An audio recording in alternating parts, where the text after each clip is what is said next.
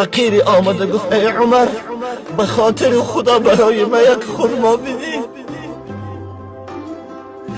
عمر رضی الله گریه کرد گفت به خاطر خدا خرما نمیدی. این فقیر گفت تو به خاطر خدا خرما نمیدی؟ گفت نه نمیدیم، من به خاطر خدا جانم را میدیم. خرما چی دارد؟ کجا شد حرمت این همه علم، این همه عزت اسلام کجا شد؟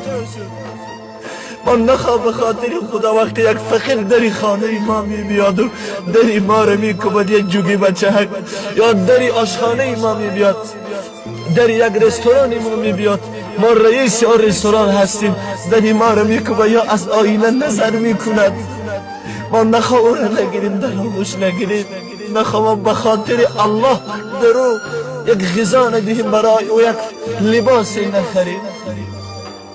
رسول خدا صلی الله علیه و سلم فقیر بودن.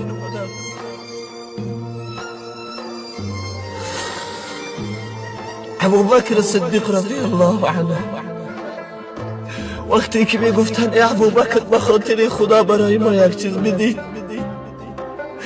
کاش میگفت ابوبکر مالی فراوانی از این داشت که به خاطر الله همش را میداد.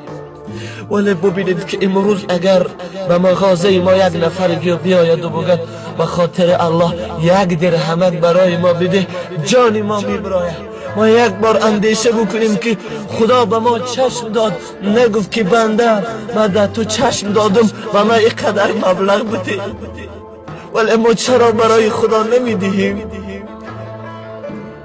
اگر که یک دختر بیاید یک ماشین فسان داره، یک جوان ماشین فسان دارد، ماشین پیش بازار داره، اگر داره یک طفله کبینه یا یک مسافده کبینه ماشین شمان کنه نمیسته، خدایی نکرده یک دختر عریان ببینه ماشین سمن میکنه و همه دختر میشنانه، و اگر دختر مبلغش بتیه مبلغی او رو نمیگیره.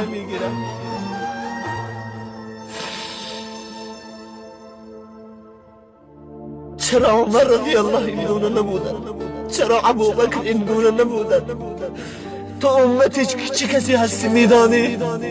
امتی همون شخصیتی که روز رسول خدا صلی الله علیه و سلم در دست مبارک خرمایی داشتن، خرمایی دست مبارک داشتن، گرسنه بودن. چند نفری آمدن از صحابگان که ما گرسنه هستیم، رسول